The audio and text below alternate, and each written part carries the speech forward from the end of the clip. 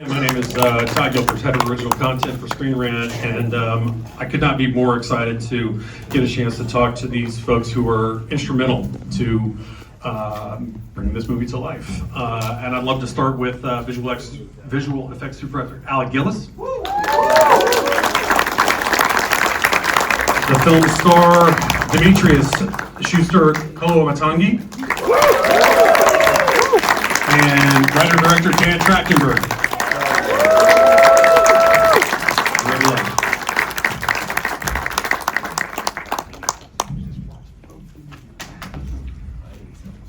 We actually, while they're getting settled, we do actually have a fourth guest who, you know, they're really just here to make sure that this doesn't get too rowdy. So they're going to bring them in as we get started. How you doing, buddy? No problem. Is he coming in? All right. There he is.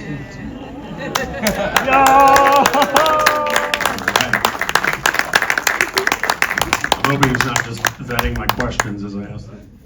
Oh, Lord.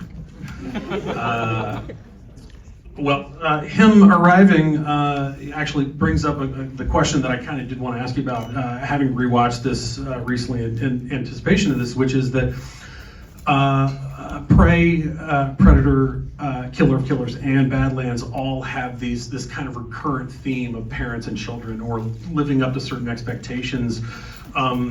Maybe just, you know, when you were sort of conceiving these, was that, not to be cynical at all, but was that like a sort of dramatic boilerplate, or was that something that in these you felt was particularly ripe to be explored? I think it comes from just a personal tendency that I really am drawn to father-son stories, parent-child stories. There's the Field of Dreams, beautiful version of that, but there's also, Magnolia is one of my favorite movies of all time, and there's a line in Magnolia where someone says, you may be done with the past, but the past ain't done with you. Mm-hmm. And that thematically, I think, is the most important thing for us to mind. If we only dealt with that issue, then we'd have the answers that we need to thrive as people. So I'm always drawn to that. And of course, especially about Killer Killers, we needed to get to the emotional core of a story very quickly in the short stories. And Badlands, we had to connect to a horrifying looking monster and get on his side very quickly and want to ensure that we started in a very emotional place. So went to the core that I tend to go to. Sure. In watching the physical media of this, it's got a commentary. I understand that the first shot of Predator Badlands is actually a shot that you had originally conceived for Prey. Is that right? Someone else asked me that, and now I'm realizing I may have just articulated myself incorrectly in the very late really night putting me that in we trouble. were recording. This the guy's standing commentary. behind me. You're getting me in trouble. But so no, what it was it initially was meant to mirror the opening of Prey, Gotcha. And Prey opens on sort of this nature documentary feel of the 1700s. And in the Great Plains, and it was like, oh, maybe we do the same thing where it feels like we're in a nature documentary on an alien planet, Yaltra Prime. And then for one of the trailers, we took that first shot and letterboxed it and had the letterboxing expand. I don't know, I think that only aired in one format, like IMAX or something. And we loved the way that felt, how it really drew you in to the movie. And so for the real thing, couldn't do letterboxing black mats Sure. that expand.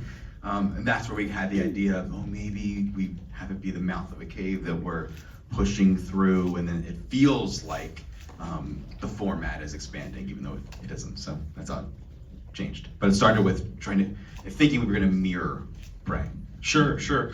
Well, the reason I was sort of asking that is because I'm curious how many of the ideas that end up either being recurrent or get developed as individual films started in this sort of pool of concepts maybe that you were coming up with, and then you were like, well, this actually works better in this story versus this story versus this story.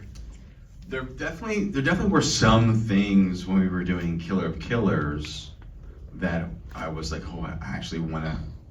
And a groovy idea for a bit of choreography or a weapon that was like, we might want to save that for Badlands. But at the same time, like in Killers, there's the Zamboni sort of vehicle that comes out and pushes the backbiter away, and it was such a cool design that we decided to bring that into Badlands, which had no hover.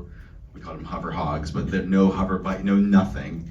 And it then became a huge part of the opening, and also Father's character, his vehicle, and it all came from that cool design in Killers that we just wanted to, give more screen time. Sure. Alec, I mean, you more or less literally wrote the book on these creatures. When he comes to you with or the idea of one of these movies happening, do you have a vocabulary or a collection of images that are like, hey, we haven't used these, or we haven't spotlighted these, or is there anything like that, or what is that collaboration like when you first get started? Well, it always starts off with the conversations, and I like to listen a lot. Sometimes I feel like, like on Prey, like I might have been listening too much, and I'm in the back of my mind thinking, does he think I just don't have any opinions? Because I love to hear what Dan has to say about it, because he always comes in with something unusual. Like on Prey, one of the things he said was, I want this to be a horror character. And that was something that really resonated with me, because the first one, with Arnold's movie, when you saw that face, that was horrific. But we know that face very well now. So if you want to do this from the indigenous people's point of view, and they're completely, they don't know this character at all. So he'll say things like that, and then that makes me, that gives me ideas to run with my team. But there are times Dan will say things like, well, you probably have like folders full of stuff, and I think I ended up just sending you everything. Yeah, when I got the job when they said yes to Prey, I was like, great. Give me the Bible. Give me all the what's the Rosetta Stone of Predator, and they had zero. There was no, like, Star Wars has Pablo Hidalgo, the archivists, and thankfully, we decided to work with Alec and Tom at the time, and because I was just thinking about this the other day as a bit of a tangent, but I frequently feel like I try to work with people that haven't done something before, rather than the grizzled veterans of whatever their department is, so that they have a little bit more to prove, and they won't be just clocking in and clocking out. And I remember when Alec was first brought up, I was like, but they've really done it a lot, and I wonder if there's sort of new folks that haven't. And then I met Alec and was so charmed by him, but also it's hard to have done all the great stuff that Alec has done and still want to do new things. And they were really anxious to not just stick to the tried and true and try to find new ways in. But Alec did thankfully have the folders. He had the documents that was the franchise's history. And it's really hard to find the adjectives to describe what makes something feel Yautja or just feels like it's part of the Predator visual grammar. But all of the work that ADI and Alec had done over the years was really the key to understanding that design language. And they had a bunch of things that we either used or just riffed on that were designs that were rejected over the years from the different movies. I don't know if you can recall if there was anything specific that was like, this was actually made for that, and we ended up... It's funny because just now seeing, I missed the premiere to Killer of Killers, so this is my first time seeing it on a big screen like this. I watched it at home, but this is a big and it's gorgeous, by the way. Congratulations on the film. Thank you. Like some of those tusk, the tusk characters with the masks that have the big tusks. I feel like there's something like that we did for the first AVP-R. AVP-R, the first AVP. And I think that we spun off onto, which was really cool, by the way, when, like, this is another great thing about Dan, is he's creating the Bible, that he is. It has been sort of ad hoc along the way with, like, another director comes in and they have cool ideas and we do that, and a lot of times the studio doesn't let us do very much that's different in the past. But Dan is creating the Bible for the universe, and we've gotten spoiled with the glut of great stuff that he's brought with these 3 films now. But we do go back and look at this stuff, the old designs and stuff. But you never want to just do the same. You want to put a spin on it. And Dan always has great ideas. Sure. Well, speaking of people with something to prove, Dimitrius, your performance is just incredible. I mean, it's so expressive. Can you talk about coming into this and like sort of what your ambitions were and what the expectation was that was placed on you? Because this is not only a predator, but it is a very different kind of predator, a different story about a predator than we've ever seen before. So were there things that you came in, you're like, oh, I feel pretty free because that's different? Or was it something that you felt like you were standing so high on the shoulders of giants that it was a lot of pressure? Yeah, that's a good question. I just want to say what's up, everyone. Thanks for coming through real quick.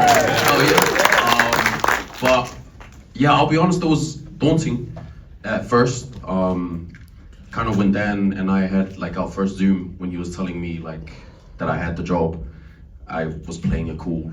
And then as soon as I closed the laptop, I was like, holy frick, I don't even know if I can like really pull this off. Like, this is a big feat. Because you didn't even know it was Predator. You did monster or creature or whatever it was. That's the thing about this guy. He didn't even tell us what we were auditioning for. He just said come through, do a creature and see how it goes. But once Dan had kind of filled me in on all the details and I started kind of diving into the lore of the Predator. Like literally, I looked it up on YouTube and there was like a 3-hour long video, and I was like, oh shucks, this is gonna be a lot of print.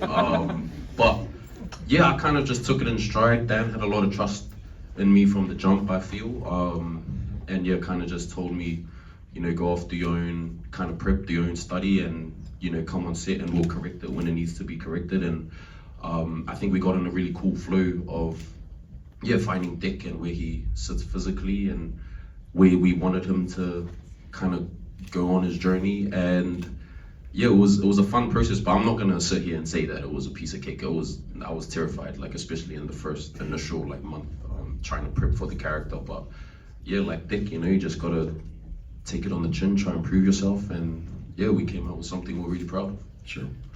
Well, as you're sort of writing this Bible, as Alec was sort of describing, the thing that's different between this and the Alien franchise is the aliens are like an infestation, but they're not a culturally advanced species. Whereas we have technology here, we have this advanced species. And I started thinking, I'm like, do they have shopping malls, on Yautja Prime? What are there these personality, more mundane, more intimate kind of details that the two of you working with Dimitrius, or just in the writing of this, that the two of you were like, oh, this is actually something that's very much about a personality that would be very isolated to this creature that would not be, indigenous to this species, but not, that made this story that much more, brought it to life that much more vividly. Mm-hmm. I mean, I don't think that they are a species that has shopping malls and garbage men, and I've always viewed... Well, they definitely have to have like the Zamboni to take it's true, they do have Zambonis, it's true. But somebody's got to get rid of the bodies, literally. Yeah, it's true, it's true. I've always viewed them as a more barbaric Frank Frazetta painting come to life, sword and sandals, nomadic culture, and I also think that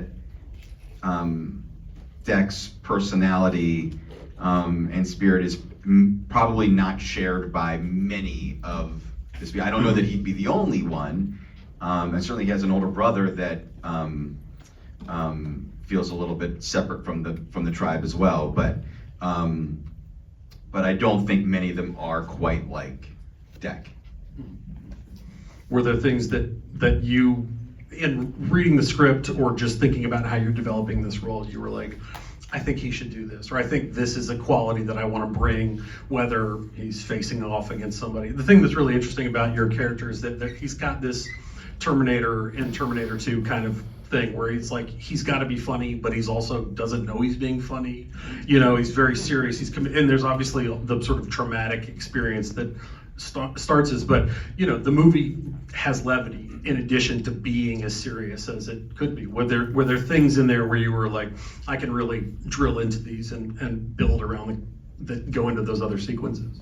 Yeah, I mean, definitely after kind of finding Dick, you know, it was just about playing what was written truthfully, you know, just playing, Dan, you know, was an amazing writer, you know, as you can obviously see. So yeah, and having a Yautja paired with, you know, just a synthetic who cannot stop talking, you know, Yautjas are quite stoic and they don't say too much. So having that pair literally tangled together for the whole movie, you know, you're gonna find funny moments in it, even though they're not playing the joke, if that makes sense. Like, it was just, playing as truthfully as I could, and Dick is just mostly annoyed at this tool the whole time for, kind of crashing his party, trying to find the Calisk. But honestly, a lot of it was, just really good writing and really knowing where the story was going. It was, it was kind of easy to play my part when Dan did his. But there's also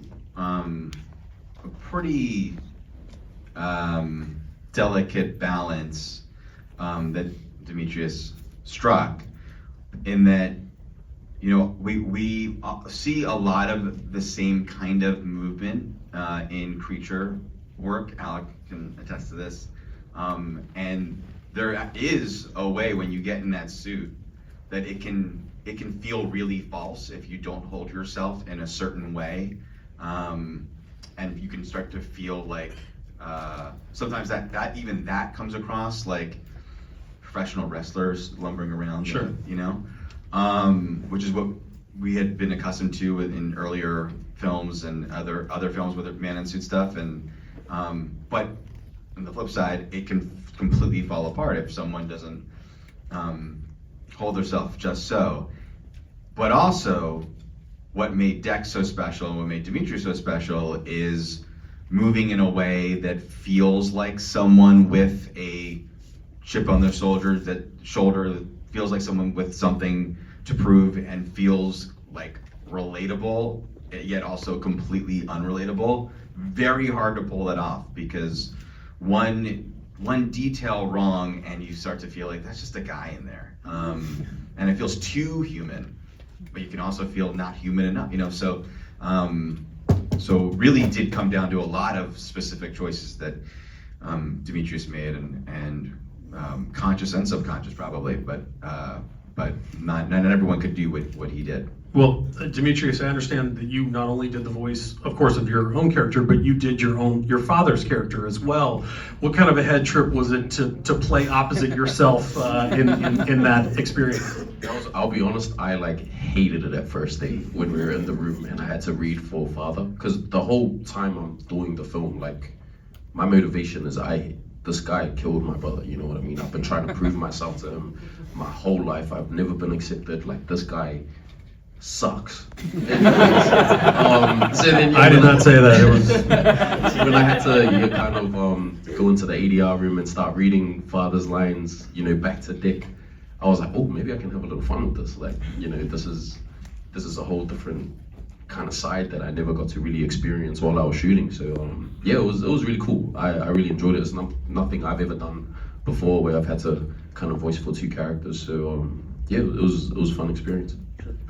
I also, based on the commentary, I think also the costume for the Yautja was actually made by a costume designer as opposed to by the visual effects or makeup Normally, department. that's always fallen under Alec's department, and because usually the predator is this complete package of he's the bad guy, he's a all guy in suit thing, and we had the incredible pleasure of working with Nyla Dixon, who won like an Academy Award for the Lord of the Rings movies, and really approaching them like specific characters, individual characters, and yeah, I mean, it turned out tremendously. I mean, I will say a lot of credit goes to the concept artists.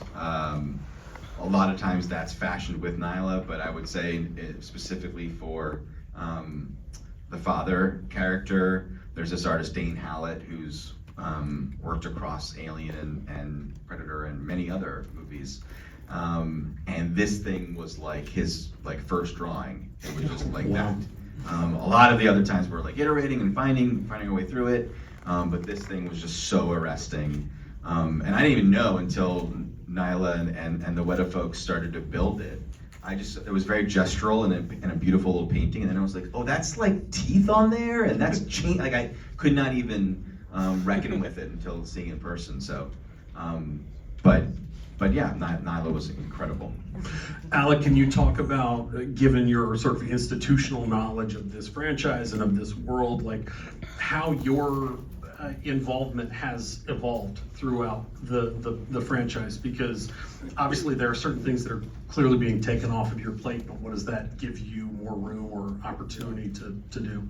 Well, to put it in perspective, I did work on the original along with Richard right here. Acknowledge that did you say hi already to this crowd? That Poncho himself.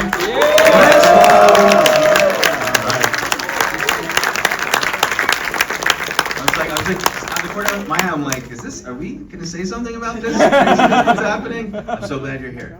So cool. Awesome. But it was funny, we were just having this conversation. He was involved in the original Predator when it was Jean-Claude Van Damme in the monster suit. So I came involved, I was working for Stan Winston after the movie shut down because of, they wanted to change the suit up. And we only had 8 weeks to build that monster, which has become so iconic.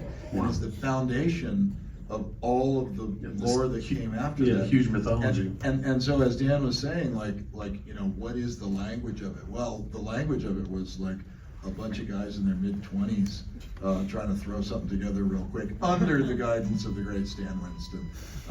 But so we had like Asian influences in shoulder pauldrons, and we had like, I sculpted something on the leg that just reminded me of a 2000 AD comic book that I was reading at the time. So it was a mishmash of sort of organic and hard-edged, and all this stuff on the wrist was LED readouts that we scavenged. We got them from Radio Shack, So there's a lot of that, and that becomes like, is that their numerical system? Actually, it's on aisle 4 of the Radio Shack in Northridge. So we've been kind of like refining and improving and building. I haven't done every single Predator movie. There's a couple that I have not worked on, but we try to say like, well, that isn't really working, and maybe the mesh net was a holdover from the 80s, or the fingerless Recaro gloves, or whatever those were. So we try to sort of like corral it into something meaningful, but this is the first time that we're actually really codifying things. And the other big change on Badlands is that I had to come to accept that as much as I am a lover of animatronics, and that animatronics, I think, give us so much tactile quality, I had to look at the script, and then when I saw Dimitrius's tape, and in talking with Dan, I'm like, I kind of felt like I was the last one to understand this, maybe. But But and you guys were great because you allowed. We did a test Yeah, no. of a very streamlined mechanism, and I just had to agree. I just had to say, yeah. I think if you're gonna do a scene like where he comes out proud to see his father, he bloods himself and says, "Father," he's great, and then within 3 sentences he's like, "What? Dad wants to kill me because I'm a disappointment." That's a big range of expression that I just didn't think that we'd ever do it, and the language hadn't been developed at one point. So I just didn't. So I had to step back from that, and the results are there because they're, that looks like a real flesh and blood face, and that was a big adjustment for me, and that's a big change in how the responsibilities. And then also on this one, I had the pleasure of working with Weta Workshop on this, and I've known a lot of those folks for many years, but I'd never been over to New Zealand. So this gave me the chance to go over there and see Richard Taylor and ride on his miniature train in his backyard. And, Does he still have the same? He's got the same car that he's had for like 25 years he's too. got the Did he same drive you around? jacket, I think. I was told that that's the same jacket. But that was really wonderful because they have like a history behind them that is just unbelievable, and everywhere you look there's some iconic, beautiful handcrafted thing, and so that there was a really a very special project to work on. Dan, when you and I talked in November, one of the things that you said that stood out to me was you said you were infatuated with the idea of creating a movie that for you didn't exist within this world. Which is it feels like it's a big needle to thread, but it's a pretty small one because you want to have something that doesn't betray what exists, but you want to open it up. Was there a point in the process when you were making this, when you were writing this, when you were like, I think we've actually kind of found that middle path where we're able to do all those things, or was there a lot of negotiation that it kind of came together when you finally finished it? I think we were really confident in the beginning, when we started to tap into, we had this incredibly emotional opening sequence, and then when we found the idea of him using everything that he encountered, inverting what the original was and having him really feel like Dutch in this movie, and we got Squirt on his shoulder as an organic shoulder. That was when that idea came, it was like, we have to make this movie. This has to be in theaters. Oh my God, I can't believe that can be a movie moment. And then, because it felt like all those things were wonderfully new and irreverent to the original at the same time. Halfway through shooting, I suddenly realized we could be making Howard the Duck right now. Howard, I have deep affection for Howard the Duck, but not many do. But Howard the Duck came after Star Wars, and ILM was George Lucas. ILM, they made these incredible duck costumes, and they were probably all like, "Oh my God, aren't we all? Look how bold we are! We're making this crazy movie with a duck in it, and turn out, and that I was like, and I'm looking around at, Dimitrius with his face, but the crazy costume, and that's gone. But that crazy thing, and people might mock us for ever thinking this was going to be a good idea. And I lived in that space for a very long time. I faked it, hopefully well in front of you. But I was terrified for a while, and then we showed. I was just talking to someone the other day. First person to ever see the movie outside of the people that worked on it. In the middle of the director's cut, we showed Drew Goddard, who I met from doing Cloverfield Lane. He wrote Cloverfield. He happened to be on the Disney lot, and he was very supportive of Cloverfield Lane when he saw it, and I just felt like this movie wants to be his sensibilities, his blend of humor, humanity, and action, all that stuff, and he as soon as it ended, I terrified, tiptoed into the screening room, and he looked up at me and was like, "Fuck you, man." but this is so good. I was like, oh my God, it was such relief. I don't know what your question was, but that was an answer to something. No, you answered that. You answered. Okay, good. Well, it's getting late, so I'm not going to take too much more time. But I am curious. Recently it was announced that Dan, I think you were given, was it the front door keys to Paramount Pictures? Is that right? Front door, yeah, they gave me okay. front door keys. But no, you have some interesting opportunities because this was such a home run. Yeah. And I'm curious where that puts your headspace after this movie was so well received and it was as successful as it was. Does it energize you to go, oh, well, now I have a lot more freedom and opportunities, that you want to delve right back into this world? I mean, you've created 3 movies in a row in there, which is a lot of effort. Where's your head at with moving forward? Yeah, no, I mean, I'm kind of, funny enough, in the same spot I was after Prey, in where we dreamed up Badlands and Killer of Killers. It just so happened that they were made at the same time. But I am thinking about a lot of different ways to go forward in the Predator franchise, and there's definitely, the further adventures of this ragtag crew that are very exciting.